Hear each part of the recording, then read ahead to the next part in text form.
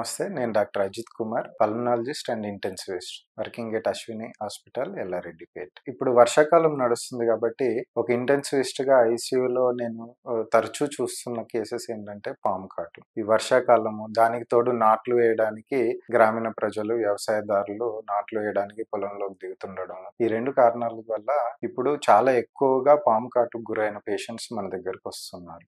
So, ఒకసారి తగు జాగ్రత్తలు ఏం తీసుకోవాలన్నది మనం చూద్దాం ఈరోజు. ఈ వర్షాకాలము, దానికి తోడు వ్యవసాయ ఆధారమైన కుటుంబాలు ఎక్కువగా గ్రామీణ ప్రాంతంలో బయట తిరుగుతుంటారు కాబట్టి ఎక్కువగా పాము కాటుకు గురయ్యే అవకాశం ఉంటుంది. ఈ పాము కాటు గురించి చూసుకుంటే చాలా మట్టుకు పాము కాట్లు విషపూరితం కానివి ఉంటాయి. అంటే చాలా పాములు చాలా మట్టుకు కూడా పాములు అనే వాటికి విషం ఉండకపోవచ్చు. విషం ఉండే పాములు చాలా తక్కువగా ఉంటాయి. ఒకవేళ విషమున్న పాము గనక కుడితే మనకు ప్రాణాపాయం ఉంది. కానీ ఏ పాము కుట్టిందో తెలియనప్పుడు చాలా మంది ముందు గాబరా అంటే టెన్షన్‌కు గురయ్యి వాళ్ళు ఉపద్రవాన్ని కొని తెచ్చుకుంటారు. సో, అందుకని ఫస్ట్ వాళ్ళకి కావాల్సింది రీఅష్యూరెన్స్. కంగారు పడకుండా ఇమ్మీడియేట్‌గా దగ్గరగా ఉన్న ఆస్పత్రికి తరలించాలి. కంగారు పడకుండా, టెన్షన్ లేకుండా పాము కాటేసిన ప్రాంతంలో ఏదైనా ఫస్ట్ ఎయిడ్ చేయవచ్చును అంటే కుట్టిన లింబ్‌ని అంటే సపోజ్ పనికి దిగినప్పుడు, పొలంలో దిగినప్పుడు కాలు మీద కాటేస్తే ఆ పాముని ఏ కాలునైతే పాము కాటేసిందో ఆ కాలుని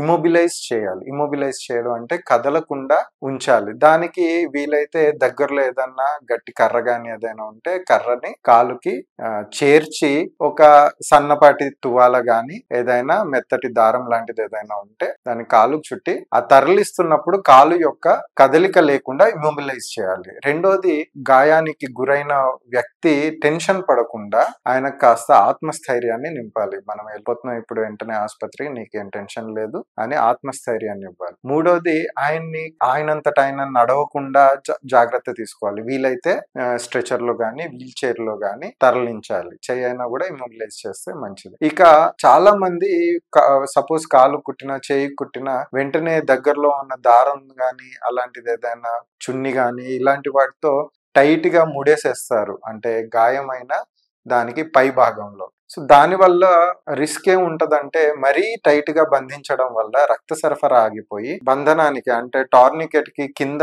భాగంలో చేయి గాని కాలు గాని రక్త సరఫరా తగ్గిపోయి చచ్చుబడిపోయే ప్రమాదం ఉంటది. కాబట్టి మరీ టైట్ గా బంధించకండి. వీలైతే టైట్ తాడు ఇలాంటివి కాకుండా ఎలాస్టిక్ టార్నిక్ ఉంటే మరీ మంచిది. ఎప్పుడైనా మీరు ఫస్ట్ ఎయిడ్ చేస్తున్నప్పుడు అంటే అన్‌ట్రైన్డ్ స్టాఫ్ చాలా మట్టుకు పాము కాటుకు గురైనప్పుడు పక్కన ఉండేది తోటి కార్మికులు అంటే వ్యవసాయ కార్మికులు, వ్యవసాయ కూలీలు లేదా చుట్టాలు, తోటి కార్మికులు, కొలీగ్స్ ఉంటారు. So, they may not be trained staff. అలాంటప్పుడు మీరు ఆ టార్నిక్ కడుతున్నప్పుడు తీసుకోవాల్సిన ఒక చిన్న జాగ్రత్త ఏంటంటే టార్నిక్ గుండా మీ చిటికెన వేలు వెళ్ళినంత స్పేస్ ఉండాలి. ఉంటే మంచిది. లేదంటే రక్త సరఫరా తగ్గిపోయి కాలు గాని చేయి గాని చచ్చుబడిపోయే ప్రమాదం ఉంటది. దాని తర్వాత వీలైనంత తొందరగా దగ్గరలో ఉన్న ఆసుపత్రికి తీసుకెళ్ళండి. ఇక చాలా మంది చేసే తప్పేంటంటే పొరపాటు మంత్రాలకని గాని లేదా ఆకుపసరులకని గాని ఆయుర్వేద వైద్యం అని గాని తీసుకెళ్తారు.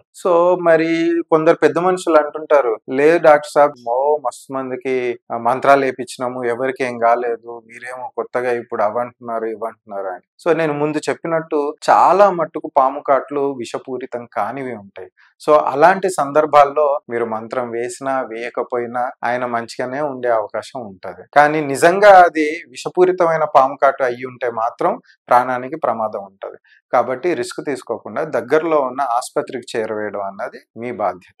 రెండోది, మరి ఏముంటాయి లక్షణాలు అంటే నిజంగా విషపూరితమైన కాటే గనక అయ్యుంటే ఒక్కోసారి శ్వాస ఆగిపోయి దమ్మాగిపోయే ప్రమాదం ఉంటది. చాలా మంది పేషెంట్లను చివరి కొన ఊపిరితో తీసుకురావడం అన్నది జరుగుతుంటది మన క్యాజువాలిటీకి. అలాంటప్పుడు నోట్లోంచి గొంతులోకి పైప్ వేసి వెంటిలేటర్ మెషిన్ పెట్టి దాంతో పాటు పాము కాటుకు విరుగుడు యాంటీ స్నేక్ వీనం అన్నది ఇంజెక్షన్ ఇస్తుంటాం. దాంతో పాటు సపోర్టివ్ థెరపీ కూడా ఇస్తుంటాం. అది కాకుండా మరొక లక్షణము ఒక్కోసారి రక్తస్రావం అయ్యే ప్రమాదం ఉంటది. అలాంటప్పుడు దానికి కావలసినట్టుగా తగు బ్లడ్ ప్రొడక్ట్స్ ని అందించడము, కోయాగ్యులోపతిని కరెక్షన్ చేసుకోవడం, దాంతో పాటు అదర్ సపోర్టివ్ కేర్ అన్నది అందిస్తాం.